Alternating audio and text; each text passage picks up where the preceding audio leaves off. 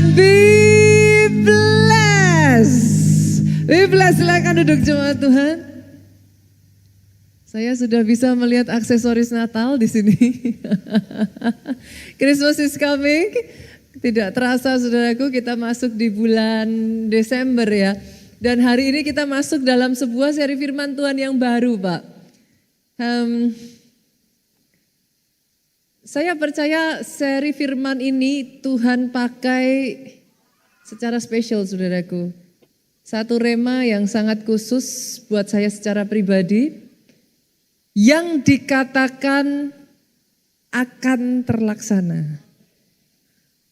Saya mengambil momen ini untuk memperkatakan atas kehidupan saudara. Semua janji Tuhan yang pernah diperkatakan atas kehidupan saudara digenapi satu demi satu terlaksana.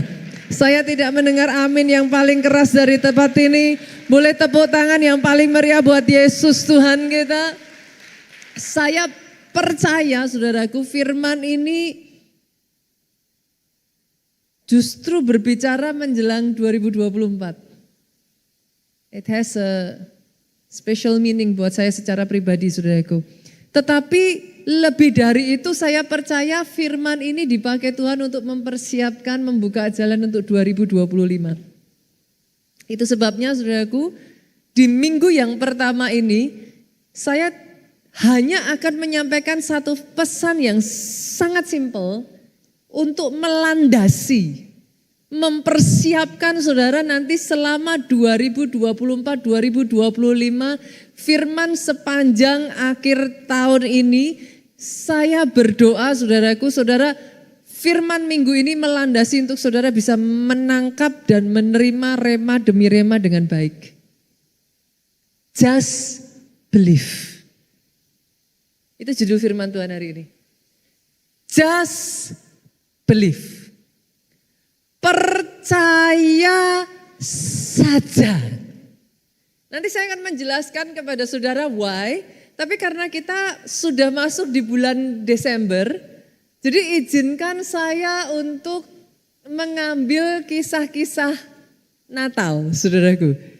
Kita akan belajar dari cerita-cerita seputar Natal. Mari kita lihat terlebih dulu dari Lukas pasalnya yang pertama ayatnya yang ke-30 sampai ayatnya yang ke-31. Lukas pasalnya yang pertama ayat 30 sampai 31. Saya bacakan buat saudara, kata malaikat itu kepadanya, jangan takut hai Maria, sebab engkau beroleh kasih karunia di hadapan Allah. Sesungguhnya engkau akan mengandung dan akan melahirkan seorang anak laki-laki, hendaklah engkau menamai dia Yesus. Ayat 30-31 ini kita melihat saudaraku adalah kisah bagaimana ketika Maria berjumpa dengan malaikat Gabriel dan menerima pesan kabar bahagia. Tapi sebelum kita nanti breakdown satu-satu, bolehkah saya membawa saudara ke kisah berikutnya? Hanya selisih beberapa ayat saja di ayat 36 sampai 37 saudaraku. Ayat 36 sampai 37. Dan sesungguhnya Elisabet sanakmu itu, ia pun sedang mengandung seorang anak laki-laki pada hari tuanya, dan inilah bulan yang ke-6 bagi dia, yang disebut mandul itu. Sebab bagi Allah tidak ada yang mustahil. Kalau tadi di ayat 30-31 kita mendengar kisah mengenai Maria, maka di ayat yang ke-36 ini kita berjumpa dengan satu sosok yang lain yang bernama Elisabet. Baik Maria maupun Elisabet, saudaraku, mereka berdua dikatakan sanak. Sanak itu artinya mereka ini masih kerabat. Dan ternyata saudaraku, Maria dan Elisabet ini adalah sepupu. Mereka saudara sepupu dengan usia yang cukup jauh. Kalau tadi saudara sempat membaca, Elisabet ini dikatakan pada hari tuanya. Bolehkah saya mengatakan berarti sudah lanjut usia ya Pak ya? Sudah lanjut usia. Kalau di keluarga Allah kita sebut usia emas. Berarti Elizabeth ini boleh saya katakan mewakili generasi tua atau generasi yang lebih senior ya saudaraku. Sedangkan Maria saudara, some scholars, orang-orang yang mempelajari mempercayai bahwa Maria ini masih berusia remaja, belasan. Jadi masih sangat muda sekali dan bolehkah saya tarik berarti Maria ini mewakili generasi muda. Dua orang dari generasi yang berbeda sama-sama mengalami mujizat yang tidak masuk akal. Tangkap ini ya saudara, tangkap ini ya. Saya perkatakan ada mujizat di setiap generasi. Oh come on. Buat saudara yang selama ini berpikir bahwa mujizat itu hanya untuk orang dewasa saja. Mungkin saudara katakan, pastor kami ini loh yang lebih butuh mujizat. Tapi saya tantang, para orang tua di tempat ini, halo. Hanya karena saya seorang pendeta tidak menjadikan anak saya pendeta loh saudaraku. Mereka harus mengalami Tuhan secara pribadi. Sama seperti saya berdoa untuk anak-anak saya, supaya mereka mengalami Tuhan secara pribadi, supaya mereka bersentuhan dengan keajaiban Tuhan. Saya berdoa atas anak-anak saudara, ada mujizat atas setiap generasi di mana mereka mengalami Tuhan secara pribadi, sehingga mereka dari mulut mereka sendiri bisa berkata, Tuhan yang disembah papi mami adalah Tuhan yang aku sembah. Doa saya saudara bisa menangkap rema firman ini. Justru kalau ada di antara saudara, bahkan mungkin saudara berkata, pastor udah deh kayaknya kok. Mungkin itu yang muda-muda, mungkin bukan saya. Sadarkah saudara? Elizabeth menerima mujizat terbesarnya justru di usia tuanya. Akan ada orang-orang di tempat ini ya saudaraku, engkau akan disurprise Tuhan. Akan ada orang-orang di tempat ini, engkau yang tadinya merasa aduh pastor saya sudah tua. Kayaknya sudah mau apa lagi pastor. Tapi justru di penghujung usia saudara, di usia lanjutmu, engkau menerima mujizat terbesar dalam kehidupanmu. Saya tidak mendengar kata amin yang paling keras dari tempat ini. But at the same time, amazingly, Maria tuh bahkan gak mengagendakan apa-apa. Apa yang terjadi di dalam kehidupannya tidak masuk di dalam rencananya. Oh ini saya excited loh saudara. Justru di penghujung tahun 2024 Tuhan akan mensurprise banyak orang di tempat ini dengan hal-hal yang tidak pernah engkau pikirkan sebelumnya, tidak pernah engkau bayangkan sebelumnya. Tuhan kerjakan atas hidupmu. Amin, amin, amin.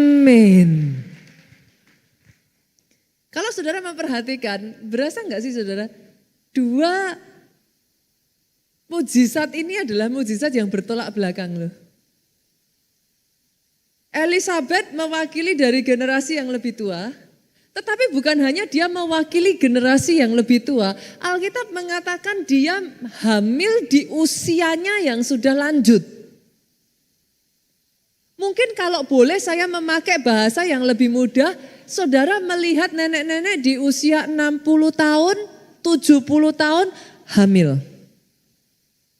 Sebagian dari saudara akan mengatakan, pastor apa mungkin? Secara manusia bahkan saudaraku, Alkitab mencatat Elizabeth itu dikatakan mandul. Akan ada orang-orang di tempat ini ya saudaraku, yang tadinya banyak di antara saudara mendengar kata it's too late. Sudah terlambat pastor. It's too late untuk pernikahan kami dipulihkan. It's too late, Pastor. Mungkin sebagian dari saudara pergi ke dokter dan dokter mendiagnosa saudara, dokter mengatakan seandainya ibu datang sekian bulan sebelumnya. But now it's too late. Tapi hari ini saya perkatakan saudaraku,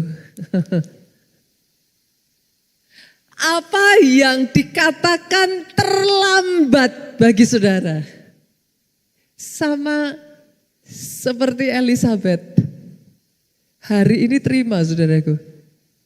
Janji yang diperkatakan atas kehidupan saudara akan terlaksana.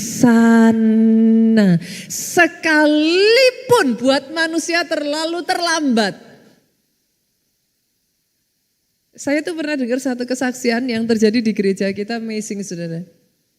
Suami istri ini sudah bercerai bahkan belasan tahun. Dengan cara Tuhan yang ajaib dipertemukan, bahkan mereka itu sudah go separate way. Yang satu tuh bahkan sudah keluar negeri, saudara. Dipertemukan Tuhan dengan cara yang ajaib, pernikahan mereka dipulihkan kembali, bersatu dan diberkati di gereja keluarga Allah. Oh, saya nggak dengar kata amin dari teman ini. Akan ada hal-hal yang Tuhan kerjakan. It was too late. Banyak orang ngomong sama saudara pastor, sudah terlalu terlambat untuk saya buka usaha lagi. Kayaknya umur segini saya mau ngapa lagi pastor? Harusnya saya mulai sejak dari awal. Sudah terlalu terlambat. Saudara akan dikejutkan dengan bagaimana Tuhan sanggup membalikkan keadaan saudara. Saya nggak tahu apa yang too late bagi saudara. Bahkan saya tantang, yuk Bapak Ibu, halo, sekolah lagi. Belajar lagi. Pastor ngapain? Udah umur sesaya ini. Oh come on. Tuhan akan mengejutkan saudara dengan banyak hal yang secara manusia too late. Tapi di penghujung 2024 ini dibalikkan atas kehidupan saudara. Dari apa yang dialami Elizabeth ini saya melihat saudaraku. Mujizat pembalikan. Apa yang sudah terlambat dibalikkan. Ayat 37, sebab bagi Allah tidak ada yang mustahil. Tapi sebaliknya saudara, kalau saudara lihat dalam kehidupan Maria, justru too early. Terlalu muda, too young. Maria belum menikah, Bu. Maria bahkan belum punya suami. Orang-orang akan ngomong too young. Sejujurnya ya saudaraku, kata-kata ini terlalu sering saya dengar saudara. I've heard it a lot. Dalam kehidupan saya itu terlalu banyak orang ngomong sama saya too young. Saya dibaptis sebelum usia 12 tahun. Saya datang kepada Pak Obaja, pada saat itu saya pegang tangan Pak Obaja, saya ngomong sama Pak Obaja. Pak Obaja, saya percaya Yesus sebagai Tuhan dan Juru Selamat dalam hidup saya. Apakah saya tidak boleh dibaptis? Saya itu masih ingat saudaraku, dan saya bersyukur saya punya gembala sidang yang luar biasa. Saya ingat sekali Pak Obaja tersenyum, Pak Obaja pegang saya, siapa bilang kamu gak boleh dibaptis? Go sana, baptis. Saya menjadi peserta baptisan termuda pada saat itu. Saya ikut SOM saudaraku, again orang ngomong too young. Saya menjadi peserta SOM termuda saudara. Sedangkan yang lain-lain teman sekelas saya itu ada yang hari ini WL di kota Solo saudaraku, usianya sudah jauh di atas saya. Saya menerima baptisan Roh Kudus itu sebelum saya dibaptis Selam. Everybody always talk to me too young. Saya pengen jadi full time, setelah lulus SD. Dan again orang ngomong sama saya, too young. I got used, saya terbiasa dengan orang-orang yang again and again terus-menerus ngomong sama saya, too young. Saya bersyukur saudaraku, ketika saya membaca di dalam Alkitab, saya membaca kisah tentang Samuel yang mendapat panggilan Tuhan di usianya yang masih sangat muda. Dipakai Tuhan menjadi salah satu nabi besar. Saya bersyukur ketika saya membaca kisah dengan jelas Alkitab mencatat Daud yang masih kemerah-merahan. Saya percaya ayat itu ditulis bukan tanpa sebab, saudara. Once again, saya merasa dapat teman, saudara. Saya bersyukur ketika saya membaca satu ayat mengatakan seperti ini.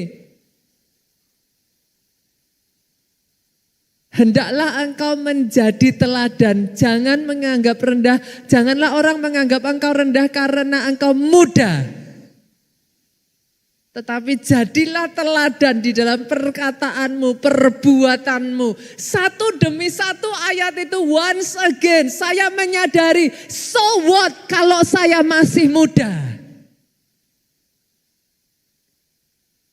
Doa saya justru ada orang-orang di tempat ini, Tuhan membuat engkau start early.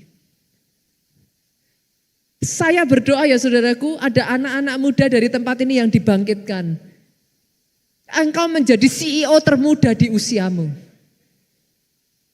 Saya berdoa ada orang-orang di tempat ini yang bahkan saudara, semua orang ngomong sama saudara, masih muda bisa apa?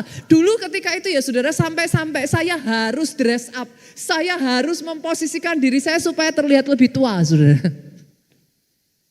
Because everybody keep telling me too young. Pertama sekali saya mengkonseling saudaraku, saya menjadi seorang konselor dari seorang ibu berusia 50 tahun di usia saya yang masih 13 tahun. And once again people keep telling me too young.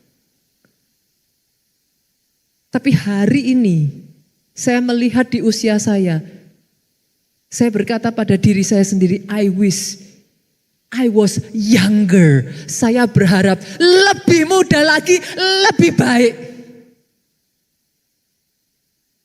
Dan again saya melihat hari-hari ini ya saudaraku, anak-anak muda dipakai Tuhan secara luar biasa.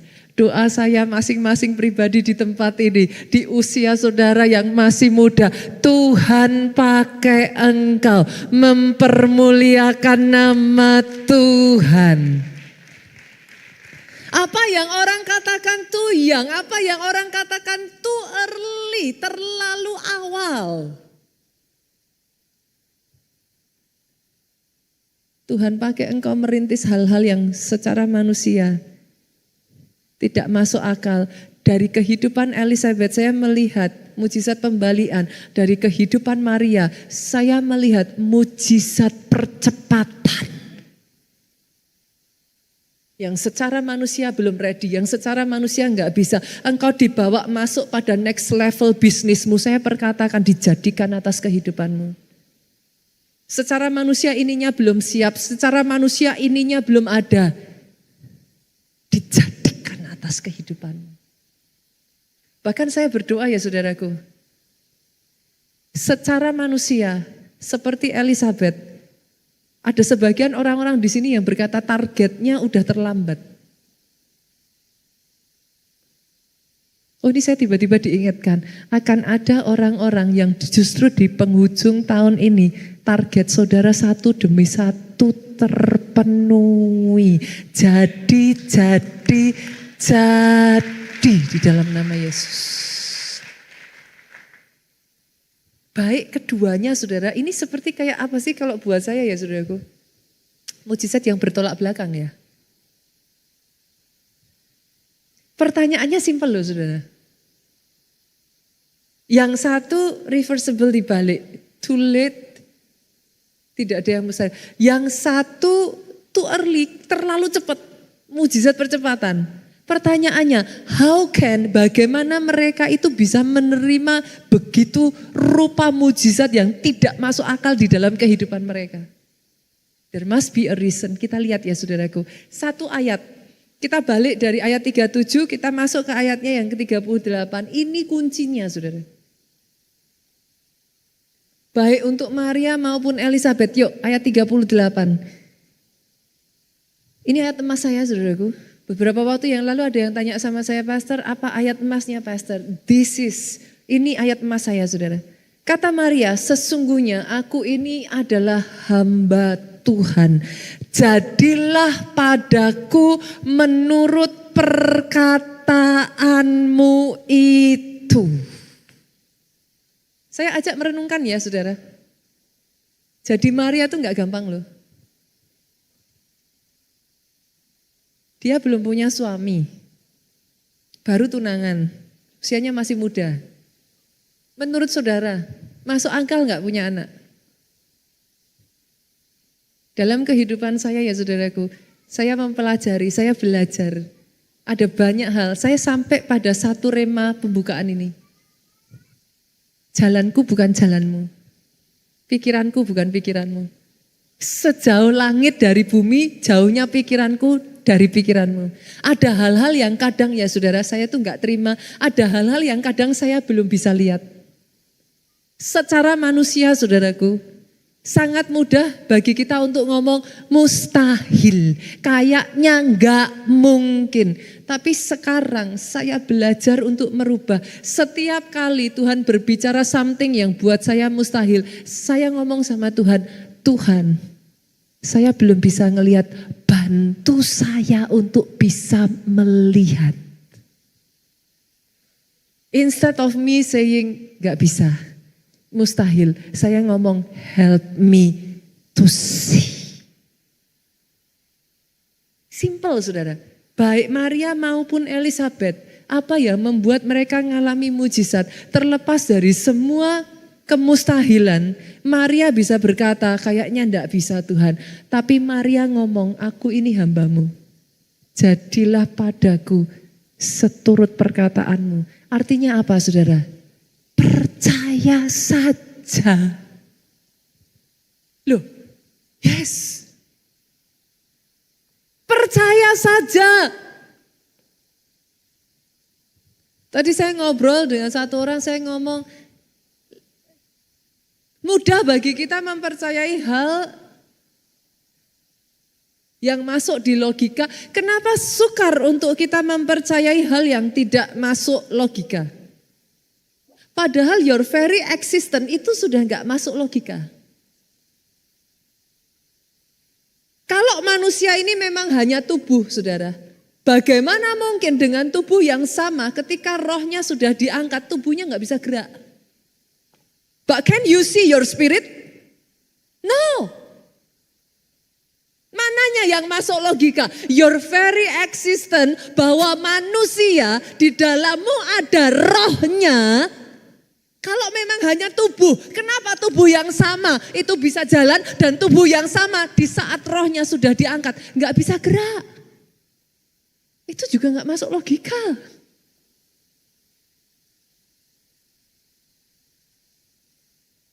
Percaya saja.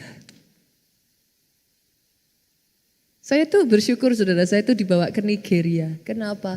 Karena di Nigeria hamba-hamba Tuhannya itu mereka punya titel-titel itu tinggi sekali loh saudara. Pastor Adeboye itu profesor di bidang matematika loh saudara. Saya tuh takjub dengan bagaimana mereka orang-orang yang sangat terpelajar. Bishop David Oyedepo itu dia doktor. Dengan gelar-gelar yang begitu luar biasa saudaraku. Tapi mereka mempercayai mujizat-mujizat yang sama sekali tidak masuk akal. Mereka dipakai Tuhan untuk mengadakan mujizat-mujizat yang tidak masuk akal. Saya tuh belajar dari situ saudaraku. Percaya saja. Bahkan bukan hanya Maria saudara. Kalau buat saya, apa ya, Maria luar biasa, tapi buat saya salut dengan Elizabeth, saudara. Kenapa saya katakan saya salut dengan Elizabeth? Maria masih dengar suara dari malaikat kan? Dia ngelihat malaikatnya kan? Dia dengar langsung malaikat Gabriel ngomong. Oke lah. Sakaria juga sama loh saudara. Dia dengar langsung kan? Dia ketemu muka dengan malaikat saudaraku.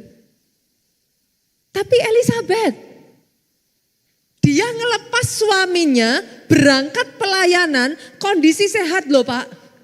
Pulang cacat. Maksudnya gimana Pastor? Loh, Sakaria itu berangkat pelayanan kondisinya baik, pulang bisu kok. Betul? Coba saudara kalau kira-kira loh ya, keluarga saudara pulang berangkat pelayanan sehat-sehat, pulang jadi bisu, pulang jadi cacat, apa saudara terus disuruh percaya? Halo? It's not easy. Buat Elizabeth berusaha memahami apa yang dikatakan Sakaria dengan keterbatasannya. Tapi coba lihat apa yang dikatakan Elizabeth, yuk. Ini yang menjadi dasar dari judul firman Tuhan di bulan Desember ini. Kita lihat Lukas 1 ayatnya yang ke-45 saudara. Elizabeth ngomong kayak gini, berbahagialah ia yang telah percaya sebab apa yang dikatakan kepadanya dari Tuhan akan terlaksana. Dalam bahasa Inggrisnya kata berbahagialah dia, itu bukan berbahagia loh saudara, bless. Buat sebagian dari saudara yang ngomong sama saya, Pastor kok enak aja suruh kita percaya saja. Bukan saya yang ngomong saudara, tapi firman ngomong, berbahagialah, diberkatilah orang yang telah percaya. Karena apa yang diperkatakan dalam kehidupannya dari Tuhan akan terlaksana. Jadi. Oh aminnya boleh yang paling keras. Tepuk tangannya yang paling meriah buat Yesus Tuhan kita.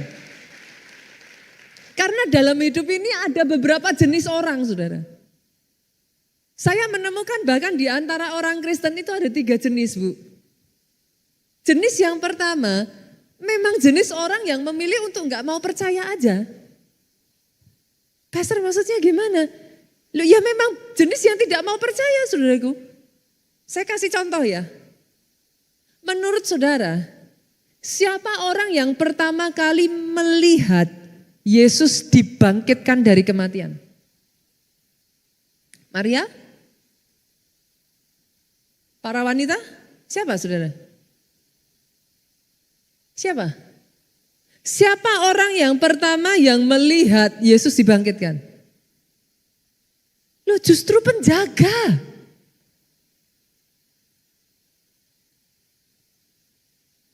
Pada saat kejadian yang ada di sana itu para penjaga. Alkitab mencatat mereka menjadi ketakutan karena itu. Artinya mereka melihat dengan mata kepala mereka sendiri. Malaikat menggulingkan batu itu dan Yesus bangkit. Tapi baca ayatnya saudaraku. Mereka menerima uang suap. Dan dengan mulut mereka sendiri mereka mengatakan bahwa itu kebohongan. Mereka ngelihat di depan mata loh saudara.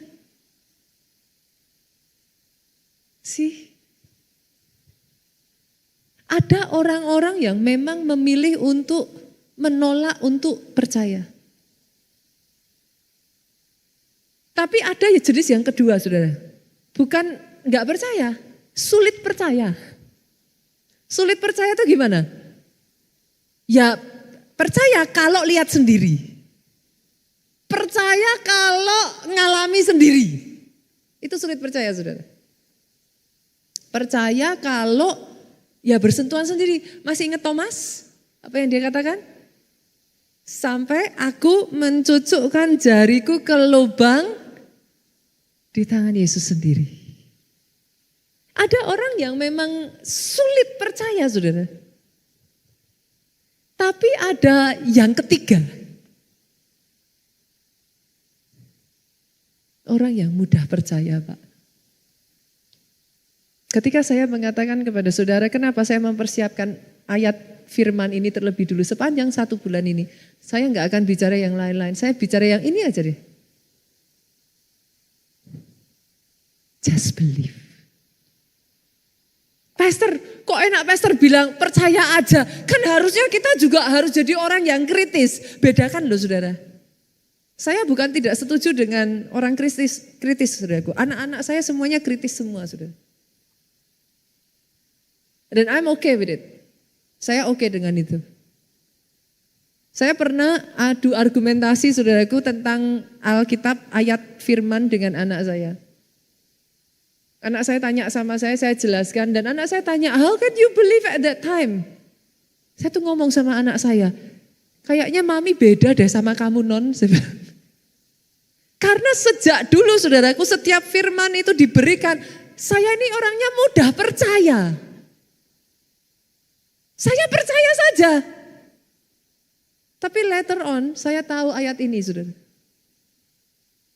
Berbahagialah ia yang telah percaya.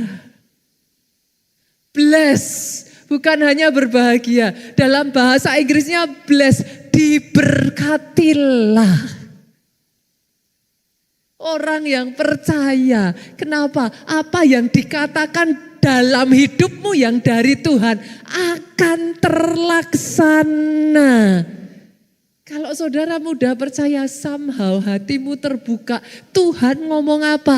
Dijadikan atas hidupmu. Bukan saya yang ngomong ya, saudara. Tapi firman Tuhan yang ngomong. Berbahagialah kalau saudara mudah percaya. Ya, basically sepanjang 1 firman ini ya saudaraku, poinnya cuma 1. Jadilah orang yang mudah percaya. Enak toh? Simple toh? Karena memang firman ngomong, jalanku bukan jalanmu.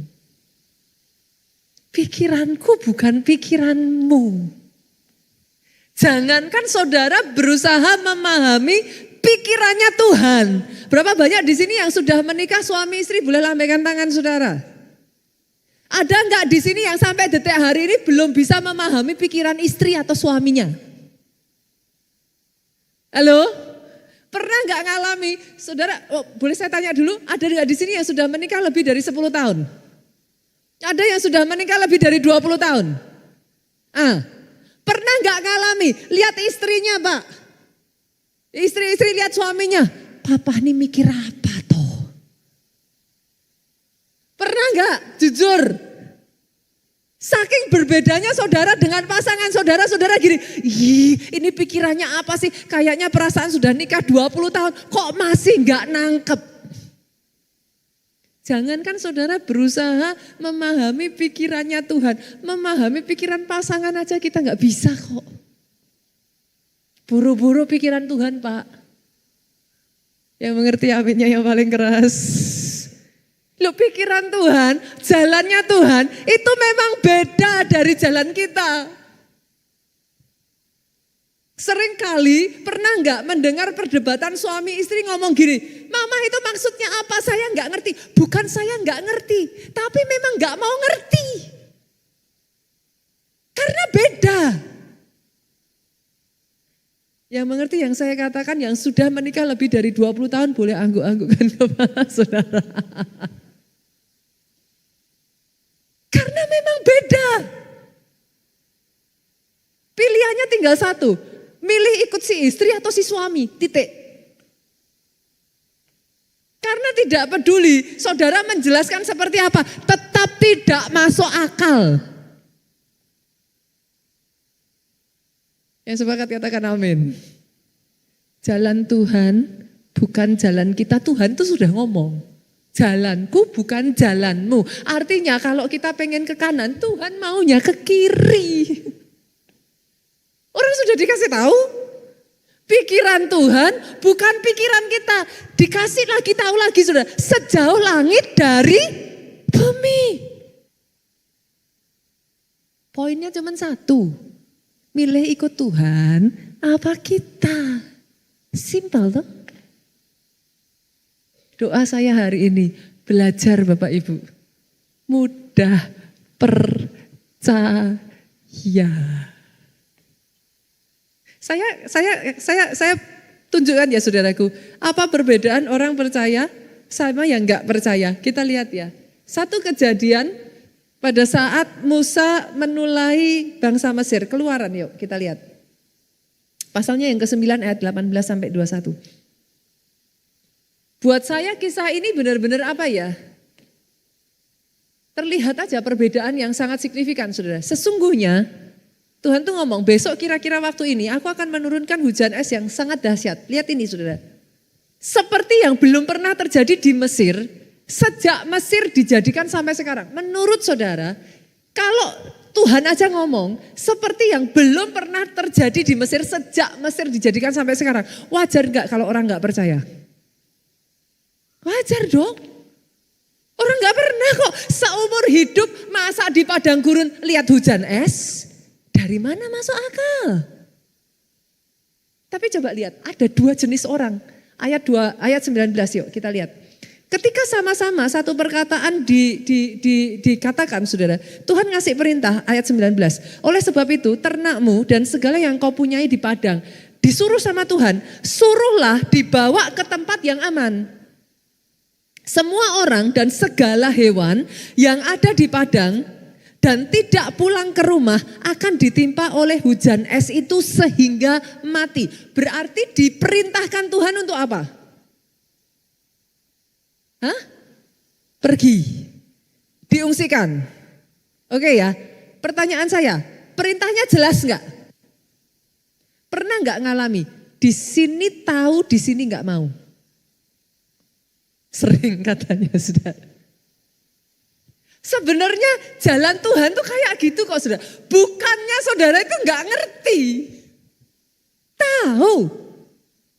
Kalau saudara mau benar-benar jujur pada diri saudara sendiri. Tahu. Di sini tahu. Di sini enggak mau. Tuhan sudah ngomong. Ternakmu dan segala yang kau punya di padang suruh bawa tempat aman. Tapi ayat 18 ngomong, gak pernah terjadi hujan es seperti itu. Di sininya dengar Tuhan suruh apa, tapi kayaknya gak mungkin deh. Kayaknya gak mungkin. Kita lihat ya responnya saudara. Ayat 20 dan 21. Ada sebagian yang ayat 20. Maka siapa di antara para pegawai Firaun yang takut kepada firman Tuhan, menyuruh hamba-hambanya serta ternaknya lari ke rumah. Jadi ada jenis orang yang pertama dengar langsung disuruh kerjakan jalan. Tapi ada ayat 21, tetapi siapa yang tidak mengindahkan firman, dan ini kata-katanya tuh gak enak loh saudara. Tuhan membedakan barang siapa yang taat dan gak taat. Yang satu takut akan firman, yang kedua tidak mengindahkan firman, meninggalkan hamba-hambanya serta ternaknya di padang. Sorry ya saudaraku, saya tahu apa yang saya katakan ini enggak enak. Di mata Tuhan, ketaatan itu seperti ini.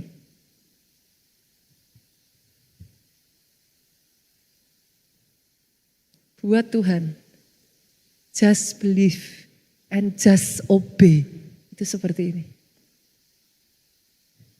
Tapi yang saya tahu, sejak saya mengenal Tuhan saya, tidak pernah ada satu kata pun yang dia ucapkan yang tidak digenapi.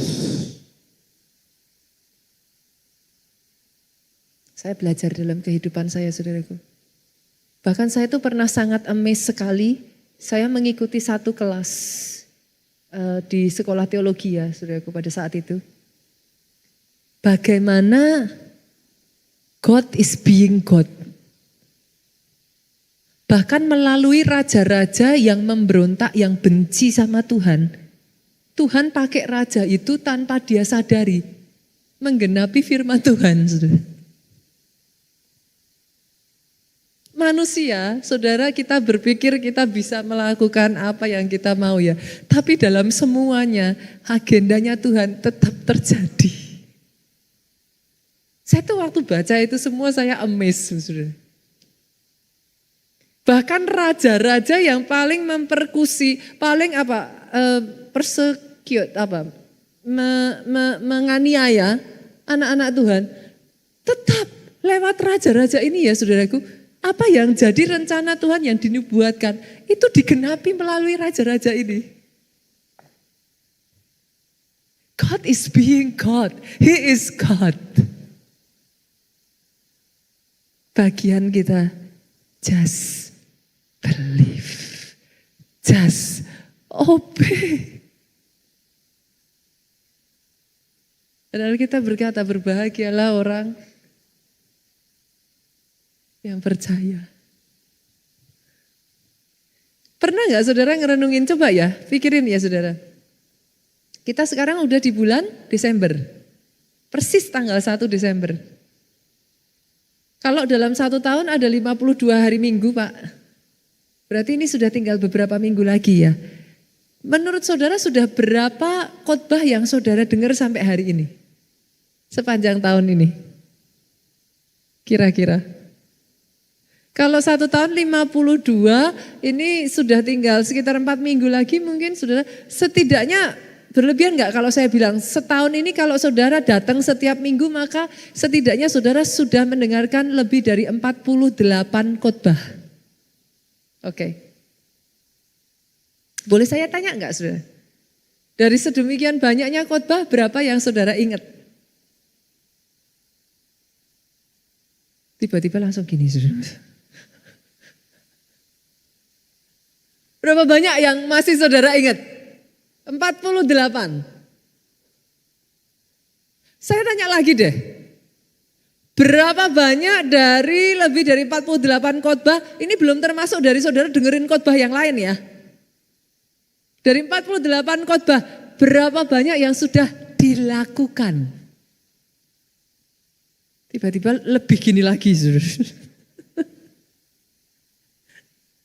Bagaimana bisa melakukan kalau ingat aja enggak? Masuk akal dong?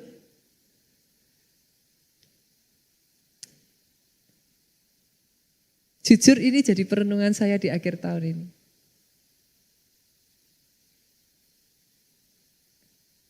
Doa saya, jemaat keluarga Allah adalah orang-orang yang cepat mendengar dan cepat melakukan. Lambat berbicara. Karena banyak orang sukanya protes. Cepat ngomong tapi lambat mendengar. Lambat melakukan. Firman di awal tahun ini saudara, itu sebabnya buat saya ya ayat ini ya saudaraku. Firman ini, it speaks very deep to me. This is the year of great multiplication. Masih ingat firman bulan Januari? Bulan Februari kita belajar apa saudaraku? Apa? Lihat satu-satu yuk, kita lihat satu-satu yuk. Boleh ya? Di-review ya saudara. Kita lihat ya, masih ingat enggak ya? Kita lihat. Bulan Februari kita berbicara tentang berkat pasti di keadaan yang tidak pasti. Masih ingat saudaraku? Bulan Maret kita berbicara tentang experiencing God the Father. 3 bulan kita berbicara tentang Trinitas, saudara. Experiencing God the Son. Experiencing God the Holy Spirit. Kita mengulik tentang Roh Kudus. 10 hari KKR kita berbicara tentang karya Roh Kudus. Masuk di bulan Juni saudara kita berbicara dia bawa aku terbang dengan sayapnya. Saya tidak akan menyampaikan satu-satu nih saudara sampai di bulan November kemarin. Tapi ini yang saya tahu, saya ada sebagaimana saya ada hari ini. Karena firman itu menggandeng tangan saya. Satu demi satu saya diizinkan melalui, tapi saya tahu firman itu bukan hanya menggandeng tangan saya, firman itu hidup. Dia berbicara, dia berjalan bersama dengan saya. Firman itu berkuasa, karena sebabnya firman Tuhan berkata langit bumi boleh berlalu, firman itu tinggal tetap. Satu evaluasi di penghujung tahun ini, saudara. Which one? Yang manakah saudara? Saya boleh mengundang pemain musik maju ke depan. Which one are you? Saudara yang mana? Memilih tidak percaya? Sulit percaya? Mudah percaya. Bangkit berdiri jemaat Tuhan.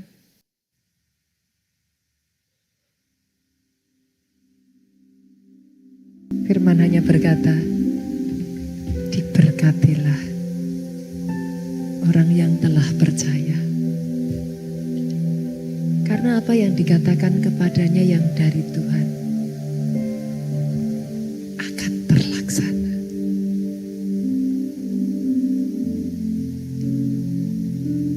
Waktu kita gak banyak sampai kita masuk ke tahun 2025, saudaraku.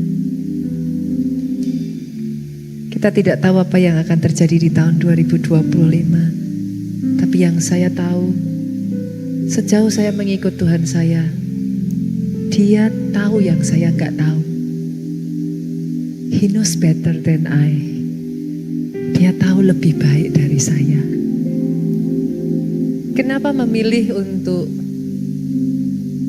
mengandalkan diri saya yang bahkan saya tidak tahu apa yang akan terjadi di masa depan?